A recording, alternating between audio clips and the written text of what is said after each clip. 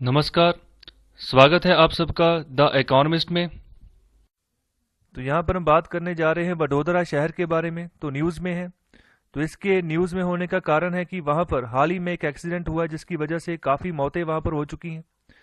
तो यहाँ पर हम जानकारी हासिल करेंगे वडोदरा शहर के बारे में। जो भी यहाँ पर इंपॉर्टेंट फैक्ट्स होंगे एग्जामिनेशन पॉइंट ऑफ व्यू से जो भी इंपॉर्टेंट होगा, तो एक एक चीज़ को यहाँ पर जो है हम डिस्कस करके चलेंगे। तो आगे आने वाले समय में भी बिल्कुल यही पैटर्न रहेगा हमारी डिस्कशन का, जैसा मैं अभी फॉलो करके चल रहा हूँ। तो यहाँ पर बात करें वडोदरा शहर की, तो इसका जो पुराना नाम था वो था बड़ौदा। गुजरात का यह तीसरा बड़ा शहर है और इसका जो एडमिनिस्ट्रेटिव हेडक्वार्टर है वो भी कहाँ पर है, वडोदरा डिस्ट्रिक्ट में। तो ये लोकेटेड है on the banks of Vishwamitri river. तो ये विश्वामित्री रिवर भी इंपॉर्टेंट है। लेक्चर के एंड में मैं इसका जो एक्चुअल लोकेशन है उसको मैं यहाँ पर आपको बताऊंगा। और साथ ही साथ जो ये शहर है ये 141 किलोमीटर जो है दूर है, जो स्टेट कैपिटल है गांधीनगर। तो आगे बात करें कि इस शहर का नाम बड़ौदा कैसे पड़ा। तो यहाँ पर जो है बानियन ट्रीज जो है, जो जिनको हम बरगद के पेड़ बोलते हैं, तो इनकी बहुत सारी भरमार थी। ओके, तो जिसकी वजह से इसको यहाँ पर जाना जाने लगा बड़ौदा के तौर पर। ओके, तो इस शहर का और एक नाम है, ओके, संस्कारी नगर भी इसको बोलते हैं, द कल्चरल सिटी। और दूसरा नाम है इसका कला नगरी, okay, the city of art of India. तो यहाँ पर सिटी काफी कारणों की वजह से फेमस है। तो सबसे जो इम्पोर्टेंट रीजन है वो यहाँ पर जो इसका पैलेस है, लक्ष्मी विलास पैलेस। ओके, तो ये काफी भव्य महल है। ओके, तो ये महल बनवाया था यहाँ पर जो बड़ौदा स्टेट की यहाँ पर जो मराठा रॉयल फैमिली थी। ओके, तो इसी का रेजिडेंस था यहाँ पर लक्ष्मी विलास पैलेस में। तो काफी राशि यहाँ पर खर्च की थी, ओके, बड़ौदा स्टेट के जो यहाँ पर महाराजा थे उनके द्वारा। तो यहाँ पर जो डायनास्टी चली थी उस डायनास्टी का नाम था गायकवाड़ डायनास्टी। इंपॉर्टेंट है, ध्यान रखिएगा। तो अभी हम अच्छे से डिस्कस करेंगे विश्वामित्री रिवर के बारे में, इंपॉर्टेंट है। तो ध्यान रखिएगा कि ये ओरिजिन कहाँ से हो रही है, ओके, और इसका एंड कहाँ पर हो रहा है। तो ये जो रिवर ओरिजिनेट हो रही है ये हो रही है Pavagadh in the Panchmahal district of Gujarat. Okay, तो ये जो पूरी नदी है ये वडोदरा शहर के यहाँ पर जो उसका वेस्ट हिस्सा है शहर का, ओके, तो वहां से ये गुजरती है। ओके, तो यहाँ पर इसका जो नाम पड़ा है विश्वामित्री, तो वो भी यहाँ पर जाना जाता है। जो हमारे पुराने संत हुए हैं विश्वामित्र, तो उनके नाम पर जो है इसका नामकरण हुआ है इस नदी का। इसके अलावा और भी दो अलग अलग ट्रिब्यूटरीज हैं जिनका नाम है धदर और खानपुर। ओके, तो ये भी जो है आपस में मर्ज हो जाती हैं। ओके, जब गल्फ ऑफ खंबात में ये गिरती हैं जाके, उससे पहले ही आपस में ये मर्ज हो जाती हैं। तो गल्फ ऑफ खंबात ये भी इंपॉर्टेंट है। ओके, तो गल्फ ऑफ कश और गल्फ ऑफ खंबात दोनों इंपॉर्टेंट है। इसको भी लास्ट में हम जो है यहाँ पर मैप में देखेंगे अच्छे से। तो यहाँ पर जो ह्यूमन सेटलमेंट हुई है तो इसके बारे में यहाँ पर अंदाजा ये है कि 1000 BC। ओके, तो यहाँ पर इस समय तक जो था ह्यूमन सेटलमेंट होनी शुरू हो गई थी on the bank of river Vishwamitri. तो देखिए यहाँ पर जहां पर भी भारत में या पूरे विश्व भर में जहां पर भी कोई सेटलमेंट हुई है तो हमेशा हमेशा किसी न किसी नदी के किनारे हुई है। आप चाहे गंगा नदी देख लो, चाहे गोदावरी नदी देख लो, जिसको दक्षिण गंगा बोला जाता है। तो काफी ह्यूज अमाउंट में जो है पॉपुलेशन बसी है, तो इन नदी के जो किनारे हैं उन्हीं पर बसी है। ओके, तो आगे बात करते हैं। यहाँ पर इस रिवर सिस्टम के और जो 3 मेजर ट्रिब्यूटरीज हैं, जैसे विश्वामित्री, दधर और जम्बुआ। ओके, ध्यान रखिएगा, नाम इंपॉर्टेंट है। किसी भी नाम से क्वेश्चन जो है यहाँ पर पूछा जा सकता है कि कौन सी रिवर, ओके, किस रिवर की ट्रिब्यूटरी है। ओके, कई बार ऐसा भी क्वेश्चन पूछा जा सकता है कि कौन सी रिवर जो है, जो सपोज करो विश्वामित्री की ट्रिब्यूटरी नहीं है, तो आपको पता होना चाहिए जब कौन सी ट्रिब्यूटरी है कौन सी नहीं है। तो ये तीनों ट्रिब्यूटरीज जो है यहाँ पर ओरिजिनेट हो रही है पावागढ़ हिल्स से, और जो यहाँ पर जम बुकहोड़ा फॉरेस्ट। ओके, तो यहाँ से जो है ये ओरिजिनेट होती है। तो साथ ही साथ जो इस रिवर सिस्टम के अंदर अंदर एक सयाजी सरोवर भी आता है on the Vishwamitri river near Ajwa, and the Dev dam on the Dhadhar branch. जो धदर इस रिवर का जो ट्रिब्यूटरी है वहां पर एक डैम बना हुआ जिसका नाम है Dev dam. So its flow is from east to west in between 2 large perennial rivers Mahi and Narmada. तो ये जो रिवर्स है धदर, ओके, विश्वामित्री, तो ये सब कुछ ये बह रही हैं in between the Mahi and Narmada. Okay, तो यहाँ पर ये बहुत बड़ी नदियां हैं, माही और नर्मदा दोनों। ये दोनों की दोनों यहाँ पर गिरती हैं कहाँ पर जाके, अरेबियन सी में।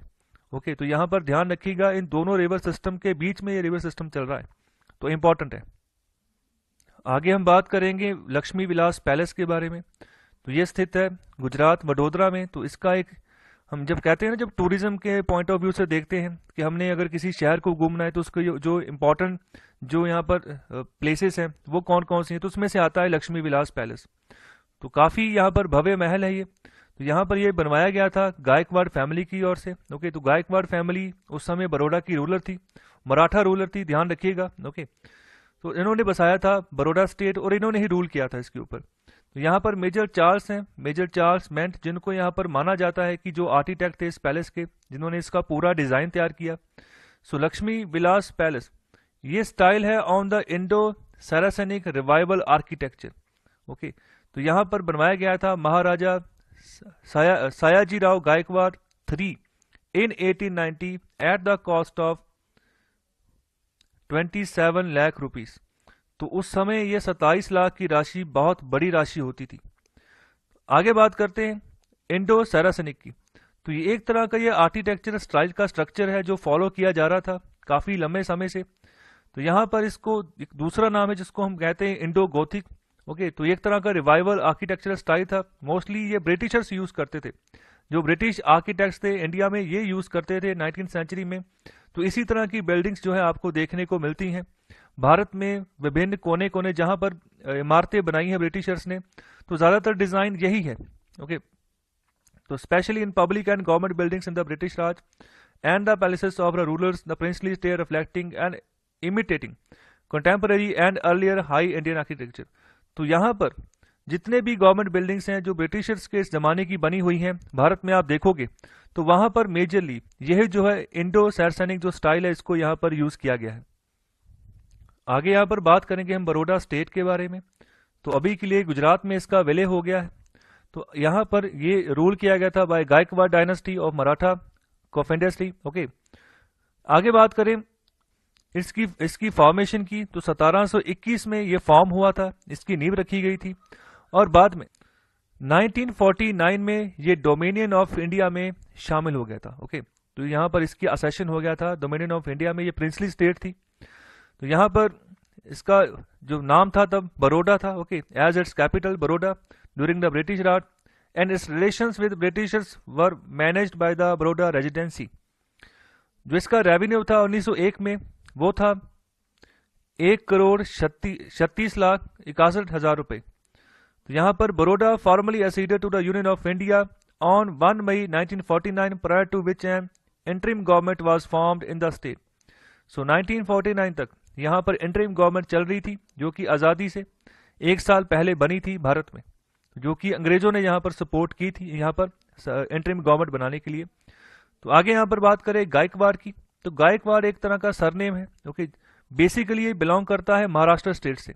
ध्यान रखिएगा, गायकवाड़ जो सरनेम है बेसिकली बिलोंग करता है महाराष्ट्र स्टेट से। तो यहाँ पर अलग अलग तरह की जातियां हैं मराठास की।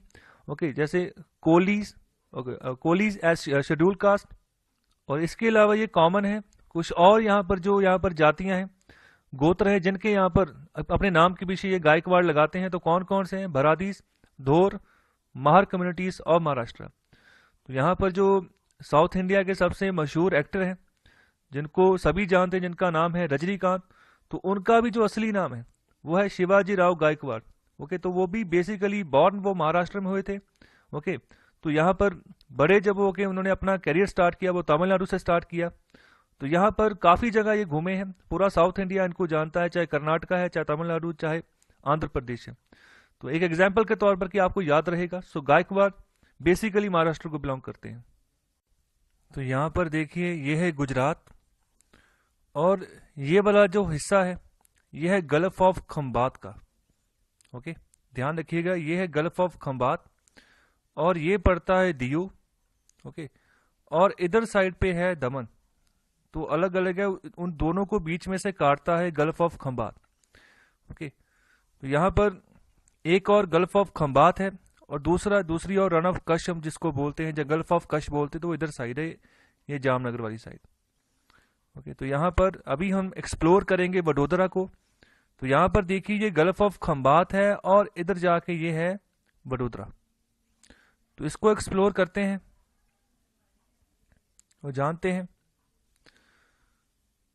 तो देखिए ये जो नदी आ रही है, ओके, ये वडोदरा के एक साइड से निकल कर आ रही है। ये है माही नदी। ओके ओके, ये माही नदी है, ये माही है जो वडोदरा के एक शोर से निकल रही है। तो हमने अभी पढ़ा था जो विश्वामित्री है वो माही और जो नर्मदा नदी है दोनों के बीच में से होके जाती है, लेकिन वडोदरा के साथ ही में कहीं से निकलती है। ओके,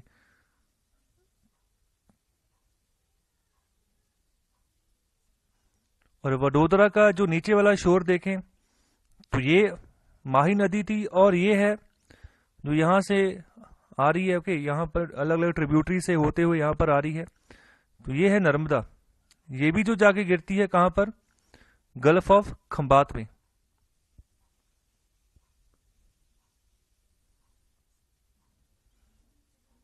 और यहां पर पड़ता है अजवा लेक। ओके, ये अजवा लेक है जिसके बारे में हमने अभी पढ़ा है।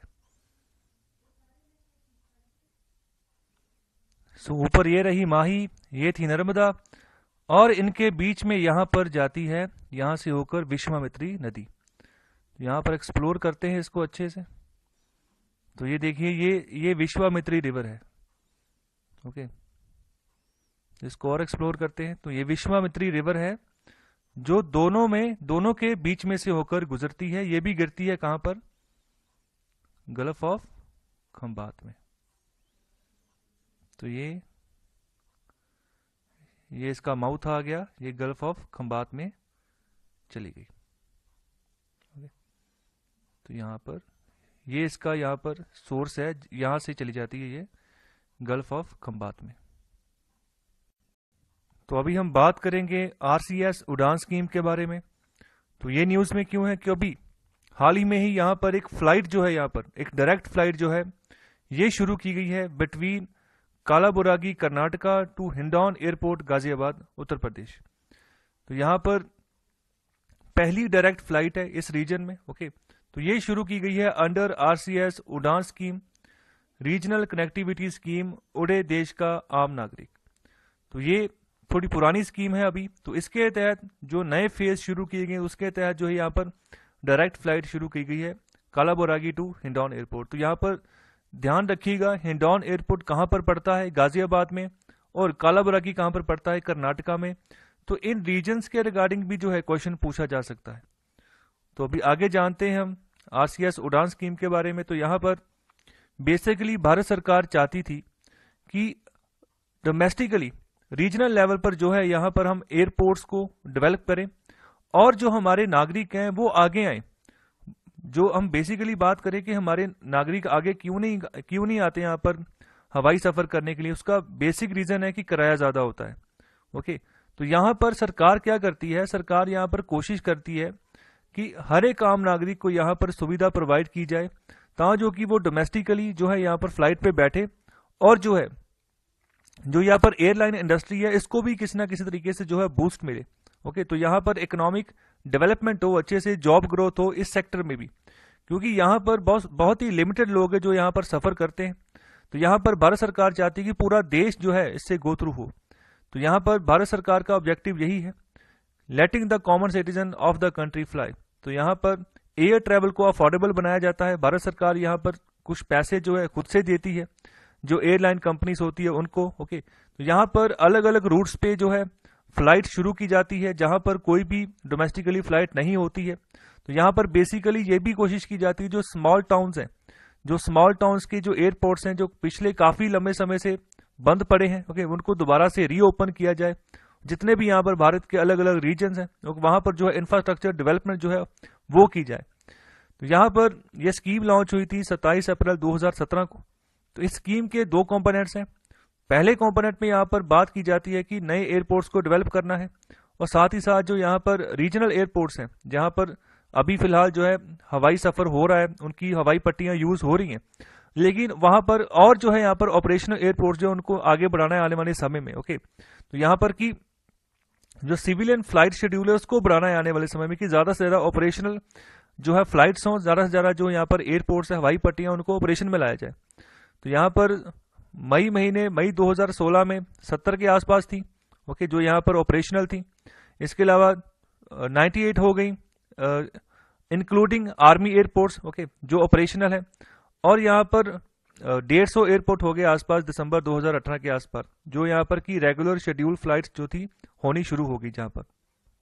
तो बात करते हैं सेकंड कंपोनेंट के बारे में। तो यहाँ पर भारत सरकार चाहती है कि और भी जो यहाँ पर जो फंडिंग है वो खुद से करेगी, यहाँ पर फाइनेंशियल जो है यहाँ पर वायबल बनाएगी इस रूट को, अलग अलग जगह में रीजनल कनेक्टिविटी को जोड़ने के लिए, बढ़ाने के लिए।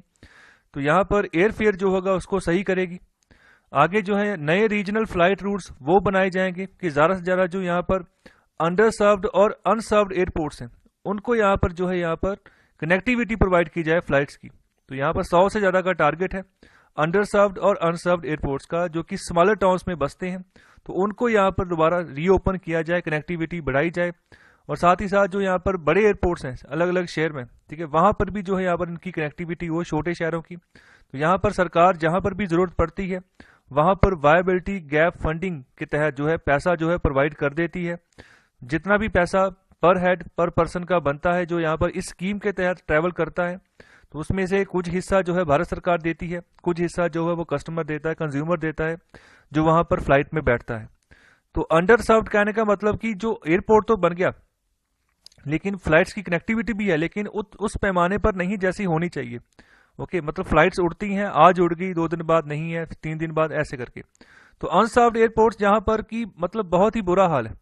हम एयरपोर्ट्स तो बनकर तैयार हैं, लेकिन जब नई सरकार आती है तो वो बोलती है कि हम जो है फलाना फलाना एयरपोर्ट है, हमारे फलाने फलाने जो शहर है वहां पर, तो उसको दोबारा से शुरू करेंगे। वो एक आधी फ्लाइट आती है, ठीक है, साल में 1 बार या 2 बार, फिर वो बंद हो जाता है। तो ऐसे अनसर्व्ड एयरपोर्ट्स काफी हैं भारत में, तो इनको दोबारा से रीओपन करना है। तो अगर हम बात करें टोटल एयरपोर्ट्स की, तो वो भी उनकी जो कंस्ट्रक्शन हुई है वो भी बहुत कम है, बहुत धीरे धीरे हुई है। तो अभी 2 साल पहले जो है 100 जो एयरपोर्ट था सिक्किम में, उसको यहाँ पर इनॉग्रेट किया गया था प्राइम मिनिस्टर की ओर से, तो वो भी बंद हो गया। ओके, बाद में 1 साल के बाद वो भी बंद हो गया क्योंकि फ्लाइट्स आई नहीं बाद में। तो ऐसी कंडीशंस है हमारे यहाँ एयरलाइंस इंडस्ट्री की। तो यहाँ पर आगे फैक्ट्स की बात करें तो यहाँ पर अभी तक आज की डेट तक 295 जो रूट्स बना दिए गए हैं। ओके, 53 एयरपोर्ट्स जो है including 5 heliports and 2 water aerodromes have been operationalised under the UDAN scheme. So ये काम करती है under the ministry of civil aviation. ध्यान रखिएगा, इसकी पेरेंट मिनिस्ट्री है, और इसको यहाँ पर जो इम्प्लीमेंटेशन बॉडी है वो है एयरपोर्ट अथॉरिटी ऑफ इंडिया। साथ ही साथ जो अभी का जो यहाँ पर जिसकी वजह से ये स्कीम न्यूज में है, तो वहां पर जो है जो एयरलाइन है उसका नाम है स्टार एयर। ओके, तो इसको यहाँ पर जो है ये रूट अबॉर्ट किया गया है Kalaburagi to Hindon route. Okay, under RCS UDAN 3। तो यहाँ पर बिड हुई थी, जहां पर पिछले साल इन्होंने स्टार एयर ने ये बिड जीती थी। आगे यहाँ पर बात करें, जो हिंडौन एयरपोर्ट है बेसिकली ये इंडियन एयरफोर्स का साइट है। तो यहाँ पर इंडियन एयरफोर्स ने अलग से लैंड दी है यहाँ पर एयरपोर्ट अथॉरिटी ऑफ इंडिया को, जो कि यार सिविल सेवा के लिए सिविल सर्विस जो है, मतलब सिविल एयरपोर्ट सर्विस जो है वो आप प्रोवाइड करो उस लैंड के ऊपर। कहने का मतलब कि नया एयरपोर्ट बनेगा उस शहर के नाम के ऊपर जहां पर आर्मी का एयरपोर्ट है उसके पास ही।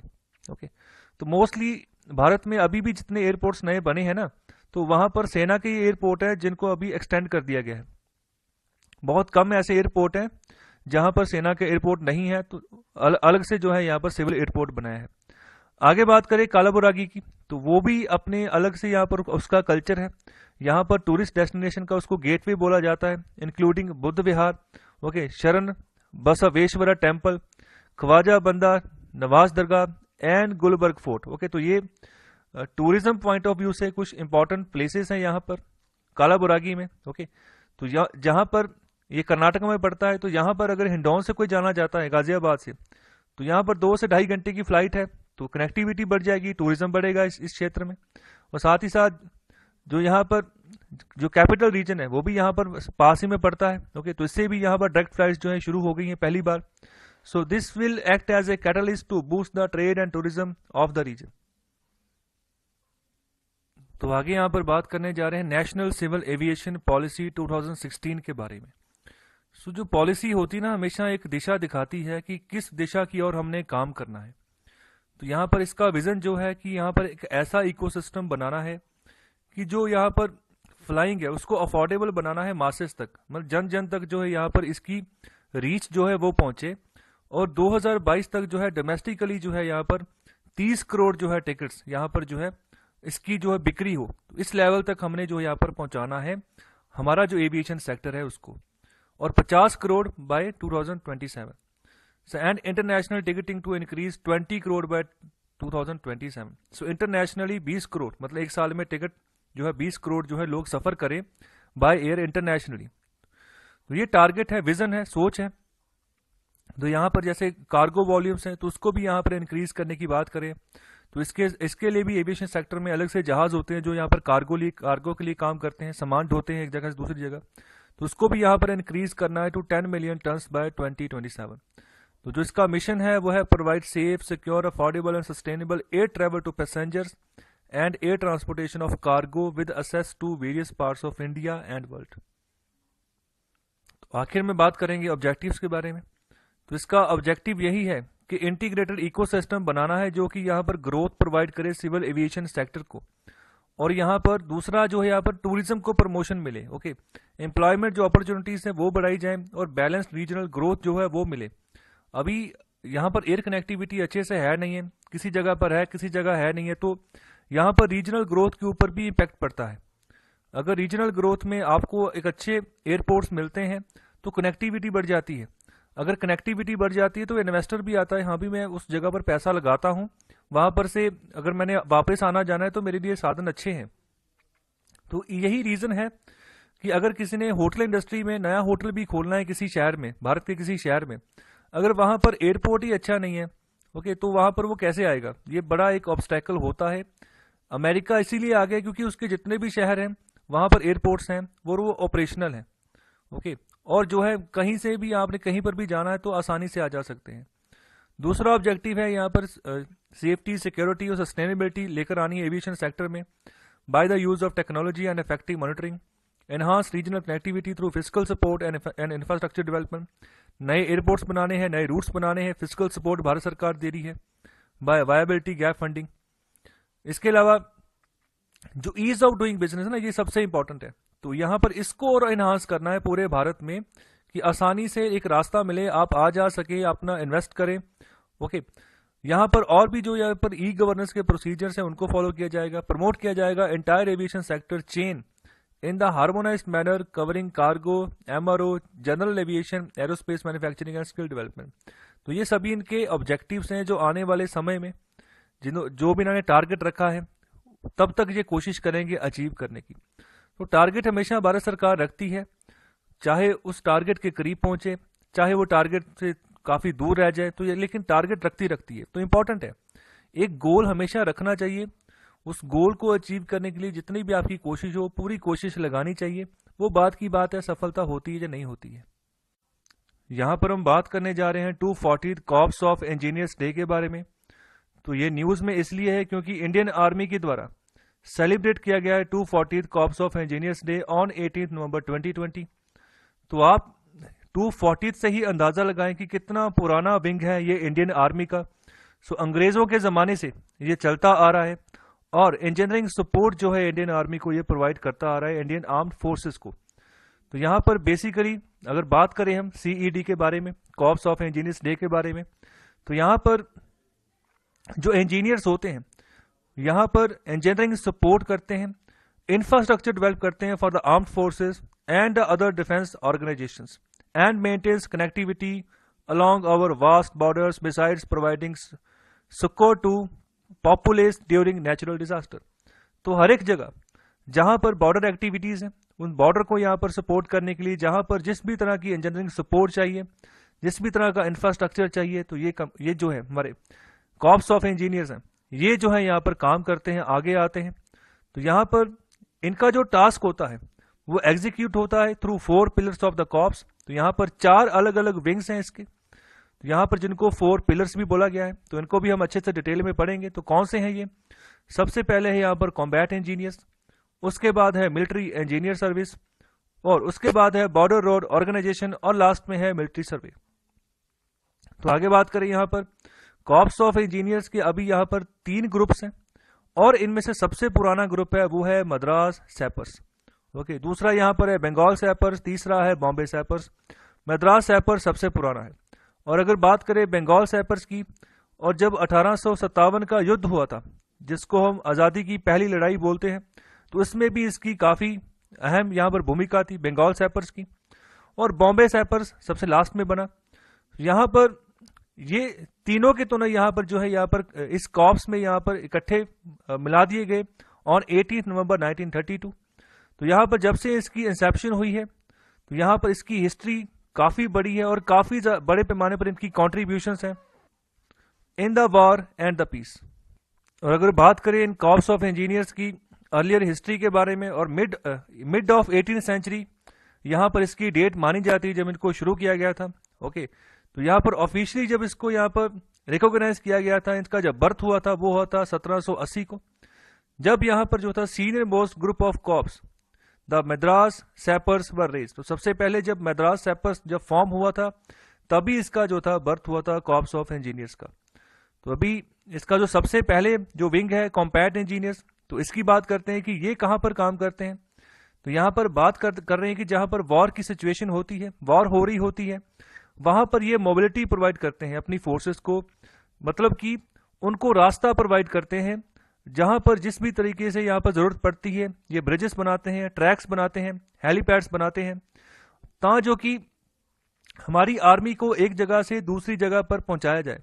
और जहाँ पर भी आर्मी को दिक्कत आती है पहुँचने में, तो वहाँ पर ये सर्विस प्रोवाइड करते हैं। और दूसरी ओर ये जो यहाँ पर दुश्मन की आर्मी होती है, तो उनको भी यहाँ पर जो है ऑब्स्टेकल्स प्रोवाइड करते हैं, ऑब्स्टेकल क्रिएट करते हैं, उनके रास्ते में यहाँ पर किसी ना किसी तरीके से उनको रोकने की कोशिश करते हैं। कैसे? उनके रास्ते में यहाँ पर जो माइंस होती हैं, ओके, वहाँ बिछाकर, माइंस बिछाकर। ओके, तो माइंस क्या होती हैं? बेसिकली ये यहाँ पर मिट्टी को उखाड़ कर, ओके, तो 5 से 6 फीट या 10 फीट तो उसके नीचे यहाँ पर रखी जाती है, जो कि जब भी फॉरेन एनिमी की जो आर्मी है, दुश्मन की आर्मी है, जब किसी भी देश की टेरिटरी की ओर आगे बढ़े, अगर टैंक के साथ, और टैंक का वजन इतना ज्यादा होता है, अगर वो माइंस के ऊपर चला जाता है तो वो माइंस ब्लास्ट हो जाती है और टैंक उड़ जाता है। और साथ ही साथ अगर कोई ऐसा ब्रिज है जिससे दुश्मन की आर्मी भारत की टेरिटरी में एंटर कर सकती, तो ऐसे ब्रिजेस को भी यहाँ पर उड़ा दिया जाता है इनकी तरफ से। तो डिमोलिशन का जो काम है वो भी इन्हीं की तरफ से किया जाता है वॉर की सिचुएशन में। आगे बात करें मिलिट्री इंजीनियर सर्विसेज के बारे में, शॉर्ट फॉर्म में इसको MES बोलते हैं। तो यहाँ पर बहुत सारे जो सिविलियन हैं उनको यहाँ पर भर्ती किया जाता है MES में, जो यहाँ पर जितनी भी जरूरत होती है, for example as a fitter. Okay, इसके अलावा जितने भी काम होते हैं आर्मी में, अगर किसी भी तरह की फैसिलिटी प्रोवाइड करनी है, किसी भी तरह की मेंटेनेंस प्रोवाइड करनी है आर्मी को, चाहे वो फिटिंग का एरिया है, चाहे वो सैनिटरी का एरिया है, चाहे बिल्डिंग्स का एरिया है, चाहे डॉक इंस्टॉलेशंस का एरिया है, चाहे कंस्ट्रक्शन या डिजाइन का एरिया है, तो सब जगह यहाँ पर जो है मिलिट्री इंजीनियर सर्विस जो है ये आगे आके सर्विस प्रोवाइड करते हैं आर्मी को। तो यहाँ पर जो इनकी सर्विसेज में आगे इंक्लूड होता है वो होता है military roads, water and electricity supply, drainage, refrigeration, furniture required by the Army, Navy, Air Force and Coast Guard in India. So it is the one of the largest construction and maintenance agencies in India with a total annual budget to the tune of 13,000 crores. So यहाँ पर इनके MES के ऊपर इतना बड़ा budget है इसका, तो इसके ऊपर यहाँ पर क्रिटिसिज्म भी होता है, आरोप भी लगते हैं कि इसका मिस यूज होता है बजट का काफी बड़े पैमाने पर। जिन चीजों की जरूरत नहीं भी होती है उनको भी यहाँ पर जो है रिक्रूट कर लिया जाता है, वहां पर जो है सामान मंगवा लिया जाता है। हालांकि अगर पुरानी चीज पहले से पड़ी है, बिल्कुल नहीं है, उसको यूज नहीं किया जाता, नई चीज मंगवा ली जाती है। और भी काफी जो है बड़े पैमाने पर यहाँ पर घोटाले होते हैं, ऐसे आरोप यहाँ पर लगते रहे हैं। और ऐसे भी आरोप हैं कि यहाँ पर जो लोग काम करते हैं, ओके, मोस्टली जो ऐसे लोग हैं जो यहाँ पर घर पर बैठ जाते हैं और उनको सैलरीज मिलती जाती हैं महीने के बाद, ओके, मतलब चोरी जाते हैं, ओके, चोरी घर पर बैठ जाते हैं और उनको सैलरीज मिलती रहती है, फिर जो है 10 दिन बाद जो है वापस चले जाके हाजिरी लगा के 10 दिन बाद फिर वापस आ जाए। तो ऐसा भी सिनेरियो यहाँ पर चलता है जो लो कार्डर के यहाँ पर एम्प्लॉयज होते हैं वहां पर। आगे बात कर रहे हैं यहाँ पर बॉर्डर रोड्स ऑर्गेनाइजेशन के बारे में, शॉर्ट फॉर्म में इसको BRO बोलते हैं। और हाल ही में बहुत सारे यहाँ पर ब्रिजेस हैं जो यहाँ पर काफी जो डिफिकल्ट एरियाज थे, अलग अलग बॉर्डर एरियाज में, जो यहाँ पर इन्होंने ब्रिजेस बनाए हैं और देश को यहाँ पर समर्पित किए गए हैं। तो यहाँ पर बॉर्डर रोड जो ऑर्गेनाइजेशन है यहाँ पर इसका अलग से बोर्ड है, border road development board and GREF। Okay, आगे बात करें BRDB की, तो is headed by defence minister of India as its chairman and the chief of army and air staff and defense secretary as its members, and there are other members also, and GREF is headed by lieutenant general of corps of engineers known as DGBR। तो यहाँ पर GREF ही एक अलग wing है। Okay, तो BRO के अंतर्गत ये होता है। आगे बात करें BRO की, तो इसकी बहुत अहम कंट्रीब्यूशन है भारत के लिए। अलग अलग national highways, airfields, okay, bridges, ये भी यहाँ पर बनाता है, काम करता है। खास तौर पे जो यहाँ पर बॉर्डर का एरिया होता है, जहां पर कनेक्टिविटी की जरूरत सबसे अहम होती है, तो वहां पर ये काम करता है। बेसिकली जो इसका प्राइमरी फोकस वो यही है। लेकिन इसके अलावा भी देश के बीच में भी अगर कहीं ना कहीं जहां पर भी कोई भी कनेक्टिविटी की चीज की जरूरत है, तो वहां पर यह काम करता है। ब्रिजेस बनाता है, हाईवे बनाता है, रोड्स बनाता है। तो बेसिकली यहाँ पर जो भारत के कुछ इनअसेसिबल एरियाज है, जैसे हिमालय है, राजस्थान है, नॉर्थ ईस्ट इंडिया है, तो यहाँ पर इनका जो है ज्यादा मोटिव रहता है, ज्यादा फोकस रहता है कि इंडिया की इकोनॉमिक डेवलपमेंट है, ठीक है, उसको आगे लेकर जाया जाए। तो वो तभी होगी जब इन रीजनल एरियाज में जहां पर एक्सेसिबिलिटी बहुत कम होती है, वहां पर एक्सेसिबिलिटी प्रोवाइड किया जाए, लिंकेज प्रोवाइड किया जाए, वहां पर जो मार्केट एक्सेस है उसको बढ़ाया जाए, तभी इकोनॉमिक डेवलपमेंट भी जो है वहां पर इन क्षेत्रों में की जा सकती है।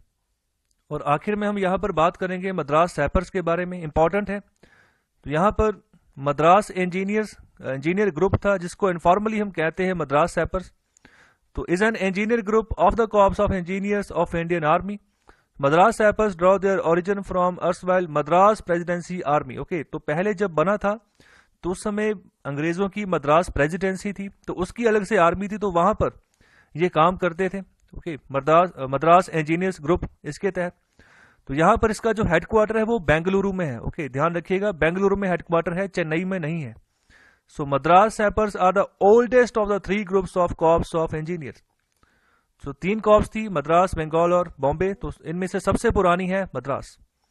आगे बात करें, Madras sappers were the only regiment of Madras presidency army to survive uncathed the extensive reorganizations that took place between 1862 and 1928। तो यही है, मतलब जो सरवाइव करती रही है लगातार, जो भी यहाँ पर इसको यहाँ पर छेड़छाड़ करने की यहाँ पर कोशिश की गई, आगे बढ़ती रही। यहाँ पर आगे बात कर रहे हैं Thambis. Okay, the Thambis as the troops of the Madras Sappers are popularly known with their hallmark shakos. तो ध्यान रखिएगा, शैकोस। ओके, तो शैकोस जो टर्म है वो इन्हीं के साथ रिलेटेड है, मद्रास सैपर्स के साथ। ओके, तो यहाँ पर इंपॉर्टेंट है, इसके रिगार्डिंग क्वेश्चन हो सकता है। So have distinguished themselves in many battlefields around the world for more than 200 years. So 200 साल से ऊपर का समय हो गया है इनको बने हुए, आज भी ये मौजूद हैं, आज भी इंडियन आर्मी में सेवा देते हैं। इंडियन आर्मी, हमारी डिफेंस फोर्सेस के जो अलग अलग विंग्स हैं, वहां पर ये आगे आते हैं। यहाँ पर ये आगे आते हैं, सपोर्ट देते हैं, तभी जो है हमारी आर्मी जो है फ्रंट लाइन तक पहुंचती है और आगे जाके दुश्मन से लड़ाई करती है। यहां पर हम बात करने जा रहे हैं PMFME स्कीम के बारे में, इंपॉर्टेंट है। तो ये न्यूज में क्यों है? क्योंकि हाल ही में ही union minister for food processing industries Shri Narendra Singh Tomar, इन्होंने वर्चुअली इनैगुरेट किया है capacity building component of the Pradhanmantri formalisation of micro food processing enterprises scheme. तो ये इस स्कीम का पूरा फुल फॉर्म है। तो यहाँ पर इसकी कैपेसिटी बिल्डिंग का कंपोनेंट यहाँ पर लॉन्च किया है, साथ ही साथ इन्होंने यहाँ पर लॉन्च किया है GIS 1 district 1 product digital map of India. तो ये 2 चीजें यहाँ पर इनके द्वारा यहाँ पर लॉन्च की गई हैं इस स्कीम के तहत, इंपॉर्टेंट है। तो इस स्कीम को अच्छे से जानते हैं, समझते हैं। तो ये जो स्कीम लॉन्च की गई है, ये लॉन्च की गई है अंतर्गत आत्मनिर्भर भारत अभियान के तहत। Okay, the Pradhanmantri formalisation of micro food processing enterprises scheme. तो ये एक सेंट्रली स्पॉन्सर्ड स्कीम है। सबसे इंपॉर्टेंट बात, ये सेंट्रली स्पॉन्सर्ड स्कीम है। यूपीएससी यहां से क्वेश्चन घुमाता है। तो सेंट्रली सेक्टर स्कीम होती है, एक सेंट्रली स्पॉन्सर्ड स्कीम होती है। जहां पर स्पॉन्सर वर्ड यूज होगा, इसका मतलब होगा कि जिस स्टेट में ये स्कीम लागू होगी, वहां पर उस स्टेट का भी जो है शेयर होगा इस स्कीम में। जो स्टेट है वो भी पैसा देगा इस स्कीम के तहत। ओके, तो यहाँ पर जो मशीनरी काम करती है वो स्टेट की मशीनरी काम करती है इसको इम्प्लीमेंट करने के लिए। और जहाँ पर सेंट्रली सेक्टर स्कीम की बात करेंगे वहाँ पर पूरी तरह से राशि जो है यहाँ पर सेंट्रल गवर्नमेंट की होगी, और साथ ही साथ जो मशीनरी इस स्कीम को इम्प्लीमेंट करेगी स्टेट में वो भी सेंट्रल गवर्नमेंट की होगी। ओके, तो मशीनरी का कहने का मतलब है जो भी यहाँ पर इम्प्लीमेंटेड अथॉरिटी होगी वो। आगे यहाँ पर बात करें इसका जो मेन मकसद है, to enhance the competitiveness of the existing individual micro enterprises in the unorganized segment of the food processing industry and promote formalization of sector and provide support to farmer producer organizations, self help groups and producer cooperatives along their entire value chain। देखो यहाँ पर एक competition पैदा करना है किन किन के बीच में, जो माइक्रो लेवल पर यहाँ पर एंटरप्राइजेस है, बहुत छोटे लेवल पर जो यहाँ पर इंडिविजुअल एंटरप्राइजेस हैं जो यहाँ पर फूड प्रोसेसिंग का काम करते हैं। ओके, तो फूड प्रोसेसिंग क्या होती है, जैसे फूड को प्रोसेस करना by the way of freezing. जैसे आप देखो कि जो गोडाउन में जाओ तो यहाँ पर अगर किसी मंडी में बहुत सारे यहाँ पर आड़ती बैठे हैं, ठीक है, तो हर एक के पास एक छोटा सा फ्रीजर होता है जिसमें वो सब्जियों को स्टोर कर लेते हैं। ओके, तो बाद में काफी लंबे समय तक वहां पर वो रह जाती हैं, ठहर जाती हैं, तो उसको यहाँ पर बेचते रहते हैं धीरे धीरे करके। तो जब यहाँ पर फॉर एग्जाम्पल अनियन के प्राइस राइज हो जाते हैं तो उस केस में कई बार इन्होंने अपना स्टॉक रखा होता है फ्रीज करके, वो खराब नहीं होता, जब प्राइस राइज होते हैं तब बाहर निकालकर बेचते हैं कि हमें अच्छा मुनाफा होगा। तो इस तरीके से ये छोटे छोटे अदारे होते हैं, एक मंडी में बहुत छोटी छोटी ऐसे दुकानें होती हैं, ये सारा का सारा अनऑर्गेनाइज सेगमेंट है। ओके, अनऑर्गेनाइज सेगमेंट है, इसका कोई ऑर्गेनाइजेशन नहीं है। तो यहाँ पर भारत सरकार कंपटीशन यहाँ पर प्रोवाइड करना चाहती है, सपोर्ट प्रोवाइड करना चाहती है जो फार्मर प्रोड्यूसर ऑर्गेनाइजेशंस हैं। तो ये भी जो यहाँ पर जो फार्मर प्रोड्यूस करते हैं इसकी एक ऑर्गेनाइजेशन बनाई है। ओके, अलग अलग क्षेत्र से अलग अलग यहाँ पर मेंबर इकट्ठे होकर यहाँ पर काम करते हैं, डिसीजन लेते हैं।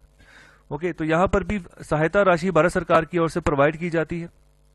वो जो सेल्फ हेल्प ग्रुप्स हैं, हर एक गांव में यहाँ पर सरकार की कोशिश होती है कि सेल्फ हेल्प ग्रुप बनाए जाएं, कि यहाँ पर जितने भी यहाँ पर फॉर एग्जांपल अगर लेडीज हैं किसी गांव में तो इकट्ठे होकर अपना ग्रुप बनाए, अपना फायदा खुद करें, अपनी हेल्प खुद करें। ओके, तो भारत सरकार इसमें भी यहाँ पर जो इंसेंटिव देती है, पैसे देती है, सपोर्ट करती है। तो वैसे ही जो प्रोड्यूसर कोऑपरेटिव्स है उनको भी यहाँ पर जो है उनकी जो पूरी वैल्यू चेन चलती है वहां पर इस स्कीम के तहत भारत सरकार यहाँ पर जो है यहाँ पर कॉम्पिटेटिवनेस जो है उसको प्रोवाइड करेगी। तो बात करें अगर राशि की तो 10,000 करोड़ जो है यहाँ पर भारत सरकार आने वाले 5 सालों में यहाँ पर आवंटन करेगी 2020-21 से लेकर 2024-25 तक। तो यहाँ पर स्कीम जो यहाँ पर एनविजन करेगी directly assist the 2 lakh micro food processing units for providing financial, technical and business support for upgradation of existing micro food processing enterprises. तो अगर बात करें फूड प्रोसेसिंग इंडस्ट्री की तो यहाँ पर जो इसके की सब सेगमेंट्स होते हैं इस इंडस्ट्री के, वो होते हैं for example dairy, fruits and vegetables, poultry, meat, इनको प्रोसेस किया जाता है अलग अलग फॉर्म्स में। तो यहाँ पर इसको प्रोसेस करने के भी 4 तरीके हैं।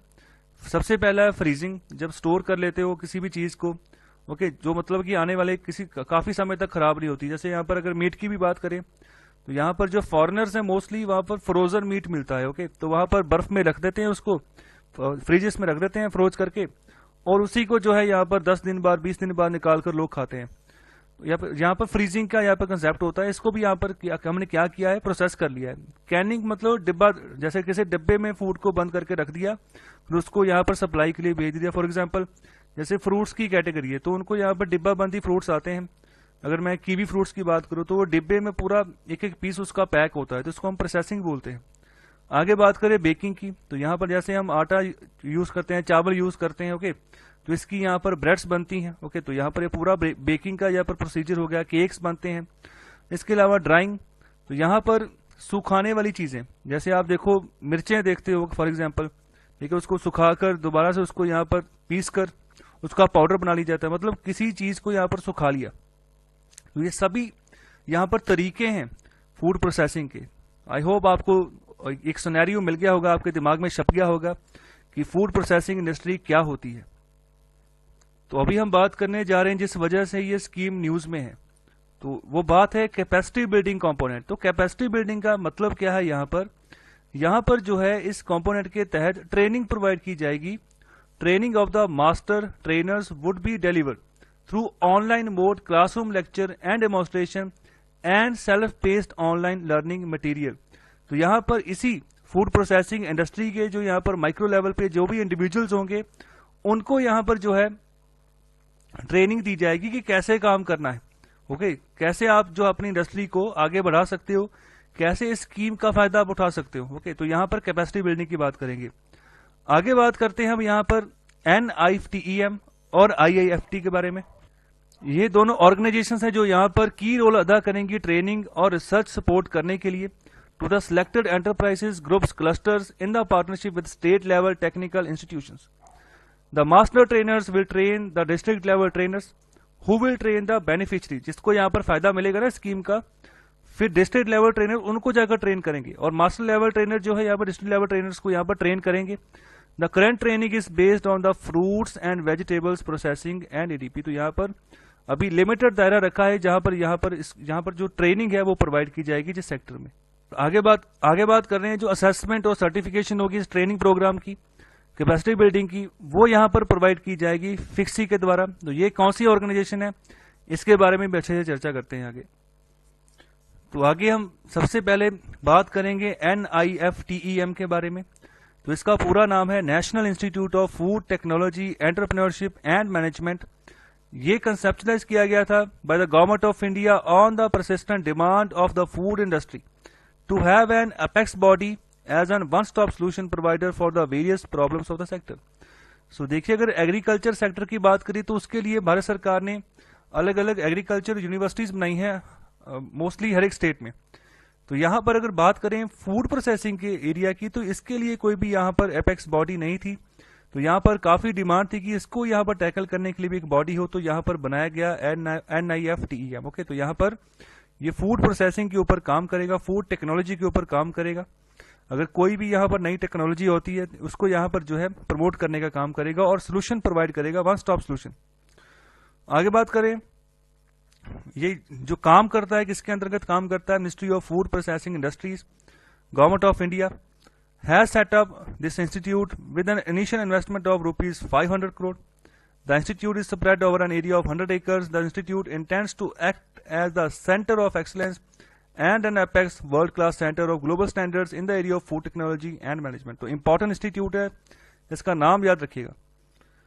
आगे यहाँ पर बात करें, ये कहाँ पर जो है यहाँ पर मदद पहुंचा सकता है of the various stakeholders such as entrepreneurs, industries, exporters, policy makers, government, existing institutions। तो यहाँ सब जगह पर ये मदद पहुंचा सकता है, अपना रोल जो है अदा कर सकता है। तो यहाँ पर एपेक्स इंस्टीट्यूशन है under the ministry of food processing industries.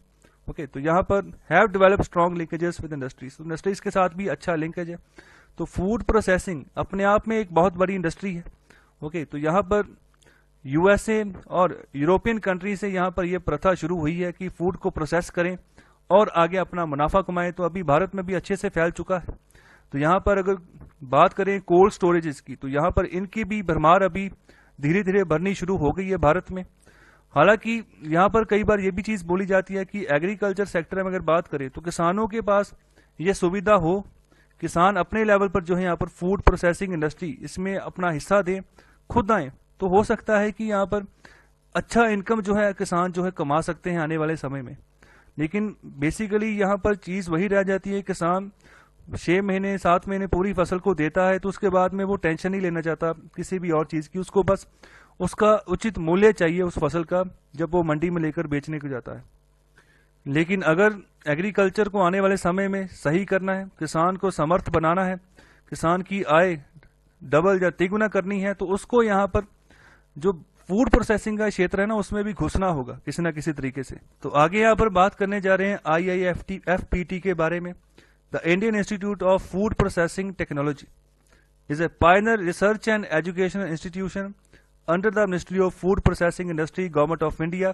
तो इसको शुरू किया गया था बाय डॉक्टर V सुब्रमण्यम के द्वारा। ये एमिनेंट साइंटिस्ट थे। ओके, स्टार्ट इसको किया गया था as PPRC in 1967। Okay, and as R&D laboratory at Tiruvarur, Tamil Nadu. तो तिरुवरूर भी काफी इंपॉर्टेंट जगह है।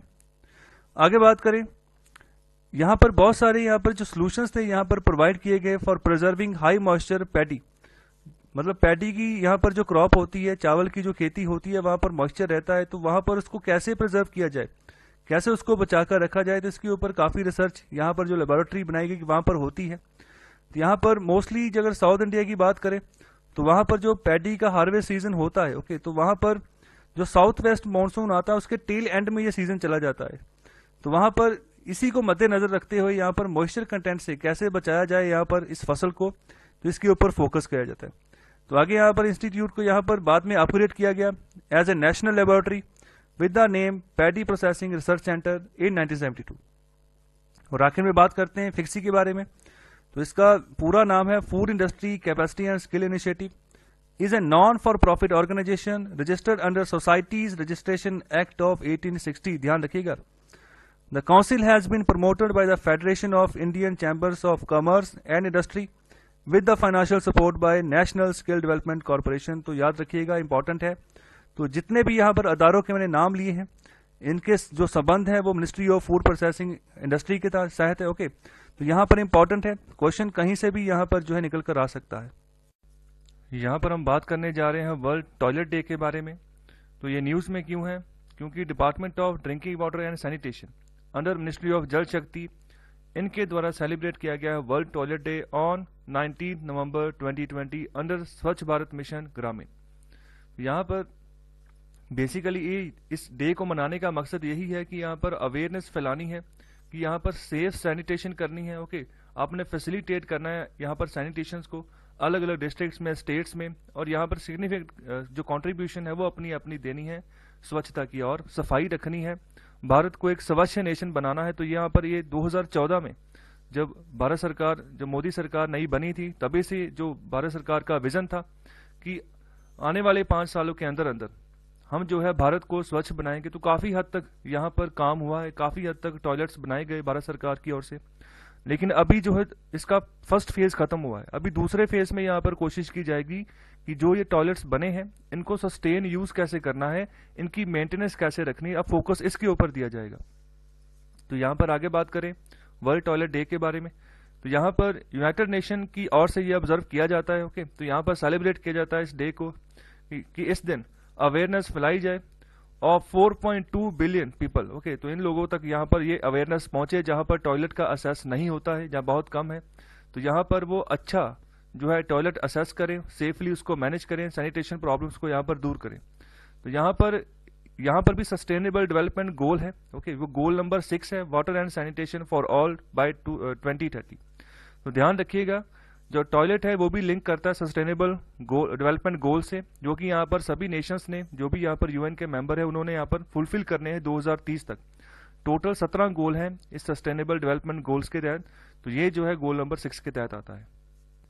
तो आगे बात करते हैं ओडीएफ सस्टेनेबिलिटी। तो यहाँ पर ओडीएफ सस्टेनेबिलिटी मतलब क्या है इसका? Safe disposal of human excreta is sustain post the attainment of ODF status. देखो पहली बात तो करते हैं ओडीएफ स्टेटस की। सो ओडीएफ का मतलब होता है ओपन डेफिकेशन फ्री, मतलब कि जो लोग खुले में जाकर यहाँ पर शौच करते हैं ना, तो उनके बारे में यहाँ पर बात की गई है। भारत यहाँ पर जब से यहाँ पर स्वच्छ भारत मिशन शुरू हुआ, सबसे पहले टारगेट इसी के ऊपर किया गया कि टॉयलेट्स बनाए जाएं और जो ओपन में यहाँ पर शौच करते हैं उनको यहाँ पर ये जो प्रैक्टिस है इसको खत्म किया जाए। तो काफी हद तक यहाँ पर ये प्रैक्टिस खत्म हुई है। बहुत सारे स्टेट्स हैं इंडिया में जिन्होंने अपने आप को यहाँ पर ओपन डेफिकेशन फ्री घोषित कर दिया है। अब यहाँ पर है इसको सस्टेन रखना, मतलब इसको मेंटेन रखना। तो यहाँ पर उसका डिस्पोजल कैसे करना है, अगर जो टॉयलेट्स बनाए हैं तो वहां पर जो ह्यूमन एक्सक्रेटा है उसका डिस्पोजल कैसे होना है, सेफली कैसे करना है कि बीमारियां ना फैलें, अब इसके ऊपर ध्यान रखा गया। तो इसके भी यहाँ पर कुछ ऑब्जेक्टिव्स हैं। सबसे पहला ऑब्जेक्टिव है कि यहाँ पर ओडीएफ स्टेटस मेंटेन रखना है। कहाँ भी ओपन डेफिकेशन फ्री ही है, मतलब दोबारा से वो प्रैक्टिस शुरू ना हो जाए दोबारा से खुले में शौच करने वाली।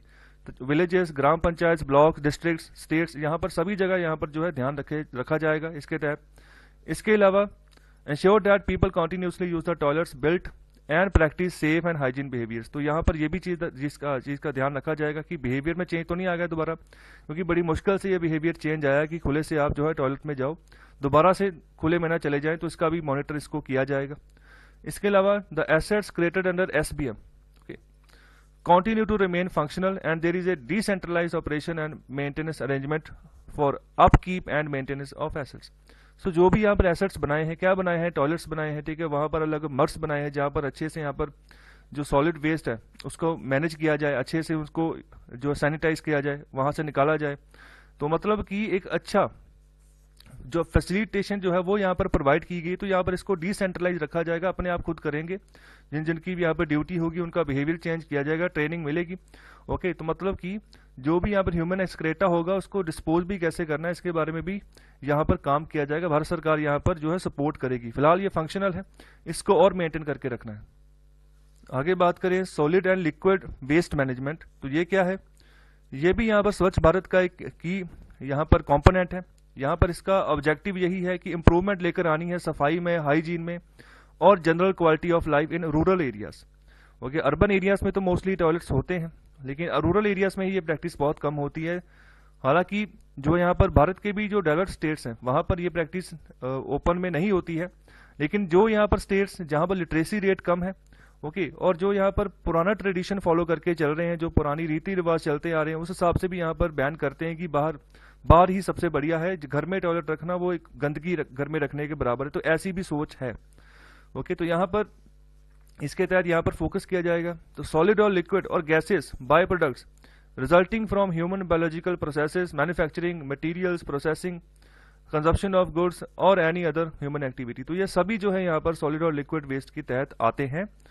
आगे बात करें स्वच्छ सुंदर सामुदायिक शौचालय, ये भी एक कैंपेन है जो department of drinking water and sanitation के द्वारा चलाया गया। ध्यान रखिएगा, यहाँ पर डिपार्टमेंट ऑफ जल शक्ति नहीं है, डिपार्टमेंट ऑफ गंगा रिजर्वेशन नहीं है, डिपार्टमेंट ऑफ ड्रिंकिंग वाटर है। ओके, तो यहाँ पर ये ध्यान रखिएगा, इसकी तरफ से ये कैंपेन चलाया गया है। तो यहाँ पर डिस्ट्रिक्ट्स, ब्लॉक्स, विलेजेस, यहाँ पर कि अपने जो टॉयलेट्स हैं उनको दोबारा यहाँ पर जहाँ पर कंस्ट्रक्ट नहीं हुए कंस्ट्रक्ट करें, पेंट करें, मेंटेन करके रखें अपने कम्युनिटी टॉयलेट्स को।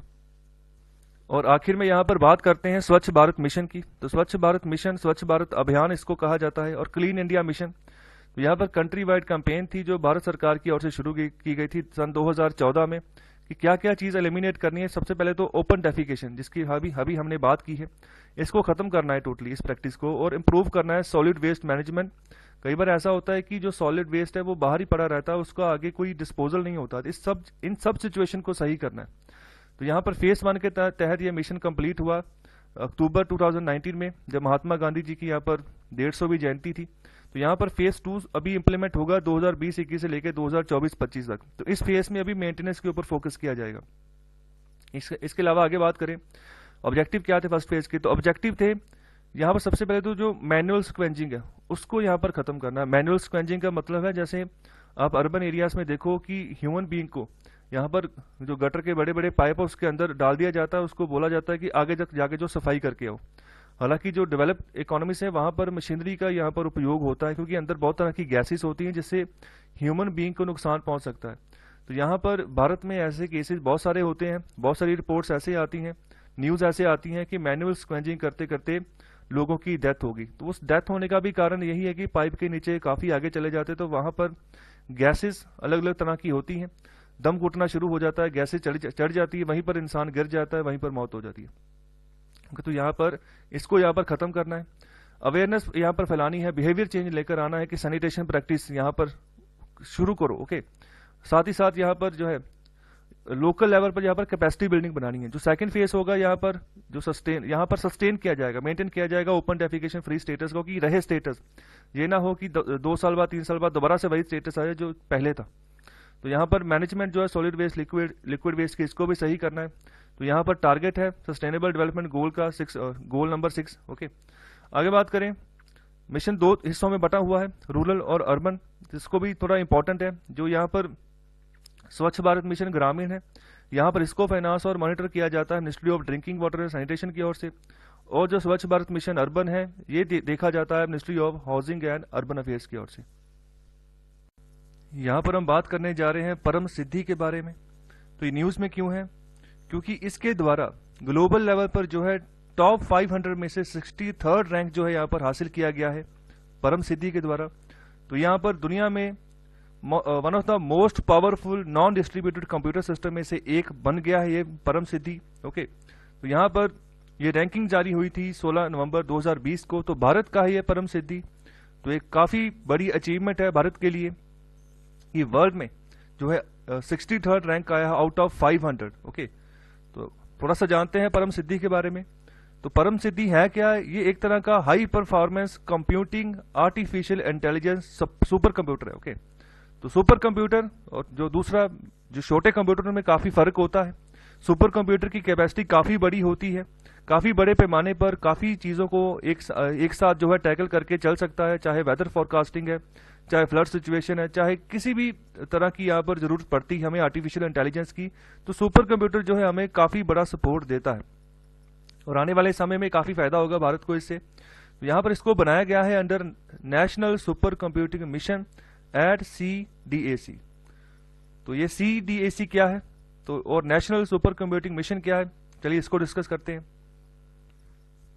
तो बात करते हैं यहाँ पर नेशनल सुपर कंप्यूटिंग मिशन की। तो भारत सरकार की ओर से श्री नरेंद्र मोदी जी के यहाँ पर लीडरशिप की ओर से यहाँ पर ये देखा गया था कि आने वाले समय में हमें यहाँ पर जरूरत है कि इंडिजिनियस जो एफर्ट्स हैं उसको यहाँ पर और बूस्ट किया जाए in the corner of super computing capability for socio economic development of the nation. तो यहाँ पर इस एफर्ट के तहत ही ये मिशन बनाया गया, इस मिशन के तहत काम किया गया। तो यहाँ पर इस मिशन को जॉइंटली किन किन अदारों के द्वारा यहाँ पर काम किया गया है? सबसे पहले ministry of electronics and IT and department of science and technology, याद रखिएगा यहाँ पर department of science and technology है और ministry of electronics and IT है। Okay, ministry of science and technology नहीं है। तो यहाँ पर इसी के रिगार्डिंग क्वेश्चन पूछा जा सकता है कि परम सिद्धि को यहाँ पर किसने बनाया है। तो यहाँ पर कंफ्यूजन क्रिएट हो सकती है ministry of science and technology की, वो नहीं है, department of science and technology है and ministry of electronics and IT, इन दोनों ने मिलकर यहाँ पर काम किया है इसके ऊपर। ये अलग अलग दो यहाँ पर लीडिंग ऑर्गेनाइजेशंस है भारत की। और यहाँ पर इसको बनाया कहाँ पर गया है? CDAC मतलब centre for development of advanced computing. Okay, and Indian institute of science Bangalore. Indian institute of science भी काफी प्रोमिनेंट इंस्टीट्यूट है भारत का, बेंगलोर में स्थित है। तो यहाँ पर इन सभी ऑर्गेनाइजेशन से इनके द्वारा आपस में मिलकर जो है इस सुपर कंप्यूटर को यहाँ पर डेवलप किया गया है। तो ऑब्जेक्टिव यही था, to meet increasing computing demands of the scientific and research community. और इसके अलावा और जो एक्सपर्ट्स अलग अलग वेरियस ऑर्गेनाइजेशन थे जो यहाँ पर इंक्लूड थे, सबसे पहले आता है NITI Aayog, IIT, JNU, DRDO, BARC। Okay, तो यहाँ पर बहुत बढ़िया इनकी कॉन्ट्रीब्यूशन रही है, जो भी यहाँ पर पॉलिसी सपोर्ट इनको रही है, फंडिंग सपोर्ट रही है, तो यहाँ पर इस मिशन को कंप्लीट करने के लिए। तो यहाँ पर जो इनिशिएटिव है, यहाँ पर गवर्नमेंट का पहले से ही विजन है डिजिटल इंडिया और मेक इन इंडिया, इसको यहाँ पर फोकस किया जाए कि डिजिटल इंडिया कंप्यूटर यहाँ पर बना रहे हैं, डिजिटली इसको और एडवांस करेंगे, आने वाले समय में भारत को फायदा होगा। और मेक इन इंडिया इंडिजिनियसली सारा डेवलप हो रहा है भारत में, तो इससे भी फायदा है भारत को। तो आने वाले समय में ये पूरे वर्ल्ड में जितना भी यहाँ पर ग्लोबल सुपर कंप्यूटिंग मैप है वहां पर एक अच्छी पहचान बनाएगा और अच्छा जो है अपना एक प्रभाव वो छोड़ेगा। और आखिर में बात करते हैं कि इसके फायदे क्या हैं, एडवांटेजेस क्या हैं। ये जो यहाँ पर आर्टिफिशियल इंटेलिजेंस सिस्टम यहाँ पर बनाया गया है, इससे आने वाले समय में अलग अलग एरियाज में काफी फायदा मिलने वाला है। बात करें स्टार्टिंग में एडवांस मटेरियल्स का category, okay, computational chemistry, astrophysics. इसके अलावा अगर बात करें ड्रग डिजाइन के बारे में, ओके, यहाँ पर अच्छा अगर हेल्थ केयर सिस्टम बनाना है, अच्छा प्रिवेंटिव हेल्थ केयर सिस्टम बनाना है कि जो कि अच्छे तरीके से वो काम कर सके। इसके अलावा फ्लड फोरकास्टिंग, ओके, यहाँ पर जो फ्लड प्रॉन मेट्रो सिटीज हैं जैसे मुंबई, दिल्ली, चेन्नई, पटना, गुवाहाटी, तो उसके बारे में भी अच्छी अर्ली जो यहाँ पर जानकारी दी जा सकती है, करेक्ट जानकारी, ओके, एक्यूरेट जानकारी। तो उस हिसाब से जो है गवर्नमेंट एक्शन लेगी, यहाँ पर जो है आबादी को बचाया जा सकेगा। आने वाले समय में यहाँ पर रिसर्च एंड डेवलपमेंट जो है इन वॉर अगेंस्ट कोविड-19, तो इसके रिगार्डिंग भी यहाँ पर काम किया जाएगा कि इस मैटर में भी यहाँ पर जो है जो आगे तरक्की मिले। तो यहाँ पर फास्टर सिमुलेशंस होंगी, मेडिकल इमेजिंग होगी, जीनोम सीक्वेंसिंग, ये सभी जो है यहाँ पर मेडिकल पॉइंट ऑफ व्यू से यहाँ पर लिंक्ड है। Genome sequencing, forecasting and is a boon for Indian masses and for the startups and MSMEs in particular. तो MSMEs, micro small and medium enterprises, startups जो छोटे छोटे इन्हीं के द्वारा शुरू किए जाते हैं MSMEs के द्वारा, तो इनको छोटे छोटे लेवल पर काफी बेनिफिट मिलने वाला है आने वाले समय में। तो भारत में ये हिस्टोरिकल पहला है जिसको यहाँ पर भारत ने बनाया गया है। तो यहाँ पर one of the largest super computer infrastructure है भारत के पास पूरे विश्व में। तो यहाँ पर आने वाले समय में जो भी यहाँ पर इसको रैंकिंग मिली है, इसकी काबिलियत की वजह से मिली है, और आने वाले समय में भारत सरकार चाह रही है कि इसको और एडवांस किया जाए। अगर रैंकिंग 63 है, इसको और बढ़िया की जाए और आने वाले समय में पूरे मासेस को, भारत को जो है इसका फायदा जो है वो पहुंचाया जाए। और ये कुछ ऐसा दिखता है। तो यहाँ पर एक साइड तस्वीर है, पूरा का पूरा यहाँ पर रूम है जहाँ पर पूरी की पूरी जो सुपर कंप्यूटर की मशीन है वो यहाँ पर अलग अलग हिस्सों में यहाँ पर जो है यहाँ पर लगाई हुई है। तो यहाँ पर बहुत बड़ी यहाँ पर मशीनरी फैल जाती है। अगर एक सुपर कंप्यूटर की बात करें, छोटा सा कंप्यूटर नहीं होता है ये। सो आई होप आपको लेक्चर अच्छा लगा है, तो कृपया लाइक, शेयर और सब्सक्राइब ज़रूर करें। बहुत बहुत शुक्रिया लेक्चर सुनने के लिए।